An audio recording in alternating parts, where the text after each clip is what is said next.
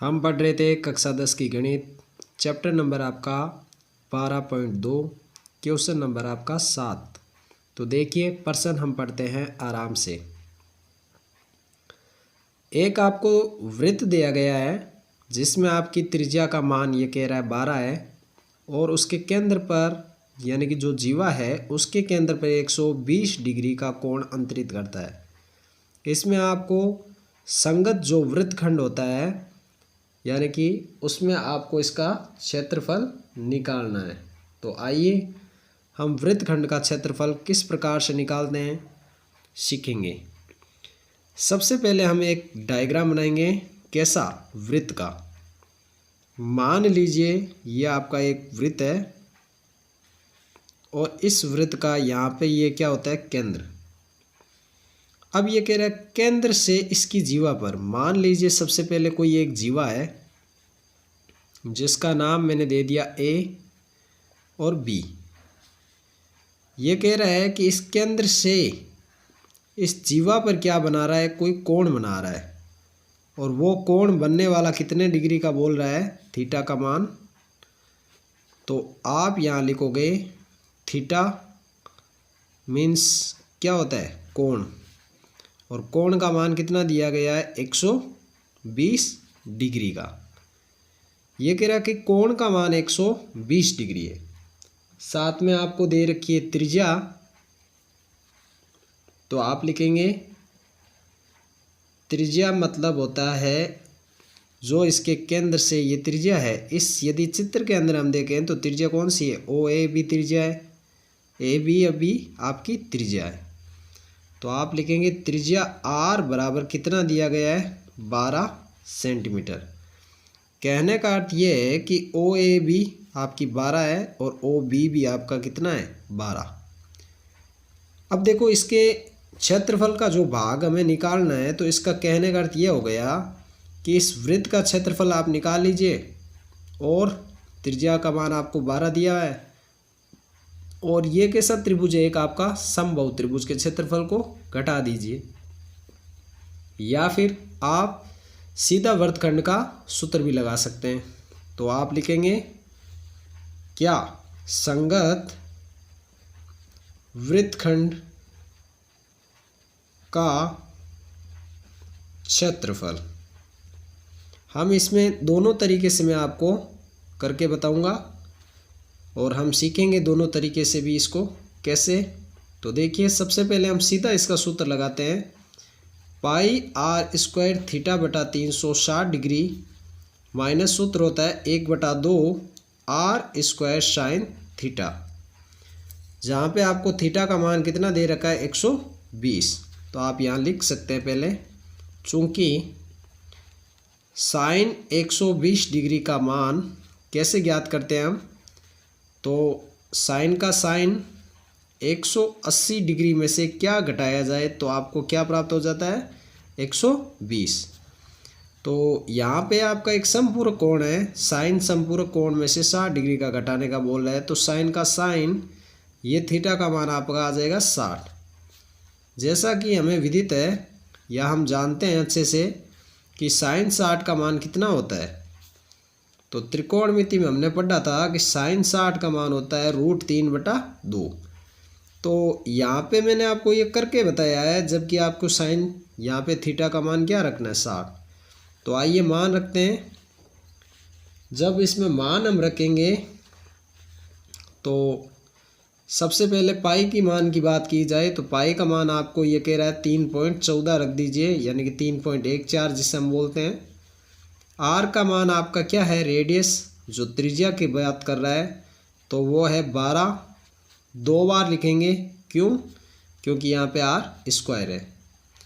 Theta के मान की यदि बात करूँ तो यहाँ आप लिखोगे 60 डिग्री और यहाँ पे आप लिखोगे 360 डिग्री, ये थीटा।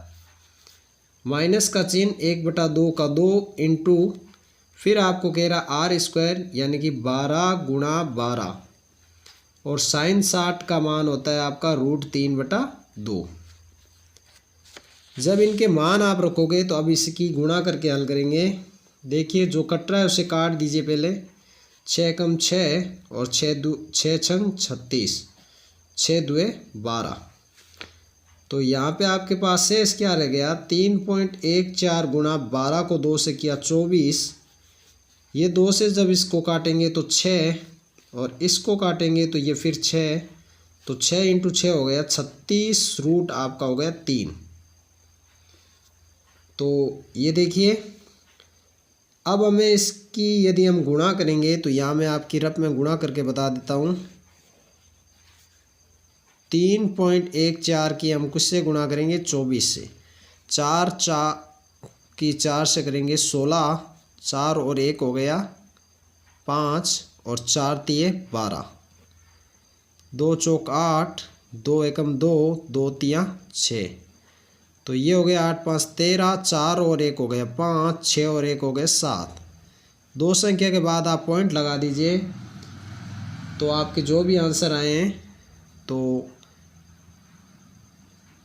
3.14 की हम 12 को 2 से 24 से हमने गुणा की, और जो इसके आंसर आए हैं वो मान रखेंगे। तो थीटा का मान यहाँ पे हमने देखिए, थीटा का मान क्या रखा था प्रश्न में, आपको थीटा का मान 120 दिया हुआ था। तो हम यहाँ पे 60 ही लिया है, यहाँ पे 2 की और गुणा करेंगे इससे, तो ये हो जाएगा 120, क्योंकि हमें यहाँ पे 60 की जगह 120 रखना था। तो यहाँ हम 2 रखेंगे, 2 की और गुणा कर देंगे, तो जितना आपका आया है उसको 2 से गुणा कर दीजिए। 6 दुए 12 और 1, 3 दुए 6 और 1 7, 5 दुए 10 और 7 दुए 14 और 1 15।